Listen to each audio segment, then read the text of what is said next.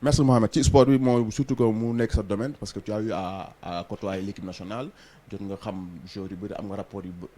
baax peut-être ak beaucoup de joueurs xam nga leen yaa ngi leen di suivre bu ñuy wax actuellement équipe nationale on est à moins de 100 jours de la coupe du monde mais li ñuy remarqué mooy équipe Sénégal dafa bëri ay joueurs yi nga xamante ni bougé guñ sa ñii amaguñu club. ñii am nañ club sax mais amuñu temps de jeu dama ko ñii naan en instance de départ yu mel noonu c'est-à-dire mu nekk situation boo xamante ni peut-être que mën na wax am na jaaxal na la. Effectivement, c'est une situation délicate boo xam ne à quelques jours à moins de 3 mois je peux dire de la prochaine coupe du monde Qatar 2022 tey joueurs Sénégal yu bëri actuellement amaguñu certitude par rapport à leur club. Mën nañ citer Bamba Dieng mën nañ citer Gana Gueye qui fait partie des indésirables du Paris Saint-Germain donc Pape Gueye je crois bien aussi il fait partie des indésirables donc il y a pas mal de joueurs sénégalais. Cheikhou Kouyaté qui n'a pas encore de club. Saliou Ciss aussi on peut le citer. Diao Baldé Keita tey ñi nga xamante ne ñooy ossature équipe nationale la nga xam ne dañu bokk ci joueurs yi nga xam ne dañu participer à la dernière Coupe d'Afrique des Nations gagné remporté Coupe d'Afrique bi tey war a dem jouer ji Coupe du Monde am na si ñoom la moitié en tout cas nekk guñu ci ay club yoo xamante ne ni dañ fa def ay signature yu bees wala si seen club yi ñu nekk actuel dañu bokk jot nañu ay bons de sortie war nañu dem trouver yeneen club. Inquiétude la trouver des clubs mais dafa dañ nekk genre flou flou total ñoom ñu ngi si benn flou ba nga xamante ni bon je peux dire que ñoom à leur niveau on sait tous que am na inquiétude mais yow en tant que observateur nga jot a suivre équipe bi pendant CAN bi ak éliminatoire coupe du monde yi ñu jógee nga gis lu mel nii est-ce que daf la bett dafa am lu la bett ou bien. Kaaw Bamba Dieng on peut citer cas par cas aujourd'hui. Kaaw Bamba Dieng mën na nekk cas boo xam ne par exemple mën naa ne dafa bett amateur football yëpp parce que Bamba Dieng aujourd'hui mi ngi woon ci dynamique bu baax mi ngi jugee ci Coupe d'Afrique des Nations def une belle prestation lors de cette Coupe d'Afrique des Nations ñëw enchaîner ak éliminatoire Coupe du Monde dem fi nga xamante ne nii moom mooy Olympique de Marseille. Certes Marseille dafa am entraîneur bu bees boo xam ne dafa ñëw écarter ko carrément def ko ci 5e par rapport à la hiérarchie des attaquants mais Bamba Dieng aujourd'hui moo nekk meilleur buteur de la préparation avec 3 buts. Donc tey jii nii dafa am incohérence sur le plan sportif par rapport ak équipe bu Olympique de Marseille. Pour man ci sama xalaat Olympique de Marseille ne mérite pas Bamba Dieng parce que y a quand même un manque de respect qui est là yoo xam ne sur le plan sportif aujourd'hui le joueur mi ngi ci dynamique bu baax. mi ngi def ay performances ak l'année dernière avec Sampaoli qui l'a lancé cette année mi nga ñëw entraîneur bu bees bi Igor Tudor ñëw carrément wax ne Bamba ne fait pas partie de ses plans mu ñëw def ko à la 5e place. Je pense qu'il y a problème au niveau de la direction. Je m'explique tey jii nii je pense que Olympique de Marseille moo bëgg jaay Bamba Dieng pour am rentrée d'argent. Bien sûr. Mais c'est pas quand même purement et simplement sportif. donc foot business lañ mën a wax. Football business la ñuy wax donc je pense que avec l'arrivée de Alexis Sanchez par exemple. Aujourd'hui Marseille a besoin d'argent pour ay recrues yu beesam ak yooyu moo tax ñu bëgg jaay Bamba Dieng ñu koy pousser vers la sortie mais c'est pas quand même dañ koy génne parce que tout simplement sur le plan sportif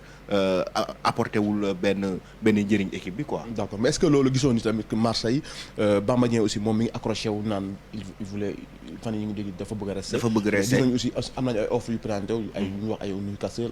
on parle aussi de la Turquie. Oui. mais yow lan nga koy conseillé. dafa war a dem mu dem wala mu toog. dafa war a dem c'est parce que aujourd'hui warul accroché wu ci équipe boo xamante ne ni tey yow boo ko non seulement ci plan entraîneur bi tu fais partie yaa ngi ci 5e place su hiérarchie bi déjà tu n'es pas sûr d'avoir un bon temps de jeu durant toute la saison. À l'approche de la Coupe du Monde da nga war a performant pour nga mën a bokk ci équipe de performance bi war a représenter sa nation. Donc même son agent defoon na benn interview ak le Républicain di expliquer comme quoi que ne Bamba a pris sa décision il veut rester et tout mais pour man la meilleure décision c'est de partir en Premier League par exemple. Parce qu'aujourd'hui Bamba c'est un joueur qui doit progresser. Il doit côtoyer les grands championnats, il doit côtoyer les grands entraîneurs war na mën a dem en Premier League mu progresser foofu noonu. Donc pourquoi rester à Marseille si tu ne trouves pas de temps de jeu alors que il y a des échéances qui arrivent, il y a la Coupe du Monde qui arrive, donc da nga war a nekk en forme pour pouvoir représenter dignement sa nation. Ok je pense que message boobu dina jàll na mais Mohamed dama bëgg aussi ñu ñëw ci benn affaire mooy par rapport ak club yi dañuy remarquer que les clubs bu ñu soxlaa xaalis xooluñu dem am na fu muy toll duñu xool sa talent duñu xool talent bi nga yor ñëpp xam nañ Bamba am na talent. am na ay opportunités yu nekk ci moom. joueurs yi club bi fois dañu dem benn moment ba nga xamante ni il ne voit que l'argent mais est-ce que loolu aussi du yàq benn turu club du mel noonu prestige club bi par exemple. boo xoolee tey jii nii club yi ñu si ëpp si ñoom tey bu ñu la bëggee jaay dañ lay pousser vers la sortie bu fekkee ne que en fait. quel que soit talent bi nga am voilà quel que soit talent bi nga am dessiné la par exemple benn 1 an de contrat soxla nañu ci yow xaalis dañ lay pousser vers la sortie pour avoir de l'argent parce que comme tu l'as si bien dit c'est le sport et le business mais aussi c'est au manager des joueurs quand même de prévoir ces genres de cas par exemple cas wu Bamba Dieng pour man agent am war na en tout cas si depuis le début xam ne en tout cas nga analyser la situation xam ne Marseille daf ko bëgg jaay pour avoir de l'argent mais pas parce que il n'arrange pas l'entraîneur sur le plan sportif parce que ku xam Bamba Dieng xam ne c'est un attaquant très talentueux qui fait partie des joueurs yoo xamante ne nii dañoo am avenir ci équipe olympique de Marseille donc tey pour man parce que maa ngi soo lire interview bi agent bi def mi ngi wax que ne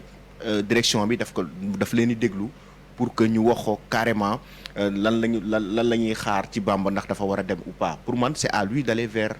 les dirigeants de l'Olympique de Marseille ne leen écoutez mon joueur a besoin de temps de jeu ñu teg les choses sur la table def carte sur table carrément pour que tey jii nii Bamba Dieng mën a libéré wu soit il reste à Marseille il va jouer ñu club bi accepté ko mu bokk ci effectif bi groupe de performance bi tey soit mu dem ci beneen club mu am temps de jeu donc dafa am loo xamante ne pour man aspect management bi daf ci am solo. daf ci am solo mu nekk tam li nga xamante ne d'habitude dañuy naan souvent que les clubs yi joueurs yi d'habitude dañuy soxla surtout entourage bu baax am na solo loolu mooy kaaw par exemple kii di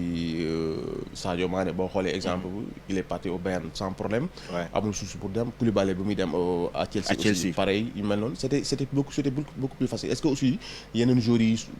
nga xam ne ñu ngi soog a ñëw au niveau comme ay Bamba Dieng est-ce que loolu lañ manqué tamit entourage est-ce que du jeu tamit. bon je dirais pas que loolu la ñuy manqué peut-être mën nañ am ay managers yoo xam ne expérience bi peut-être mën na des. mooy des mais peut-être mën nañ am compétence yu parce que moo tax ñuy liggéey ak ñoom mais tey bu ñu jëlee kaawu Sadio Mané ak Kalidou Koulibaly seeni transfert comment ça s'est passé da ngay gis ne carrément c'est dans le professionnalisme parce que tey kaawu Sadio Mané au Bayern Munich tu vois que carrément tu sentais durant la saison que le Liverpool veut se débarrasser de Sadio Mané à travers ses recrues Luis Diaz yu mu doon def ñu ngi doon dégg la rumeur Darwin Núñez que dafa war a ñëw tu sentais nettement que Liverpool mi ngi préparer une nouvelle ère mi ngi préparer l'après Sadio Mané donc ñoom aussi ñu teel a jël seen matuwaay de telle sorte que bi ñu recevoir offre Bayern Munich ils n'ont pas hésité. D'accord donc y a-t-il lieu de s'inquiéter surtout pratiquement suñu colonne vertébrale est-ce que on doit réellement s'inquiéter est-ce que réellement d'après yow. oui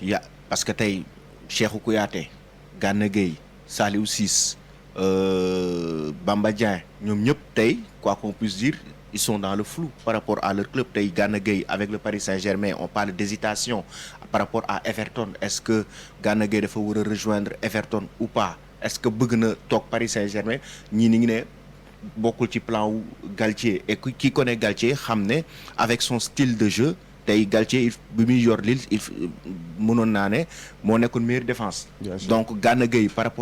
rapport à sa façon de jouer ak style de jeu wu Gana Gueye c'est un joueur sur le plan défensif qui arrange très bien Galtier donc pourquoi bokkul ci ay plan wu Galtier donc c'est une interrogation. d'après yow lan la mais y en a qui évoque par exemple ñu ngi wax ay rumeurs yoo xam ne par rapport ak est-ce que du li fi amoon récemment. mais effectivement loolu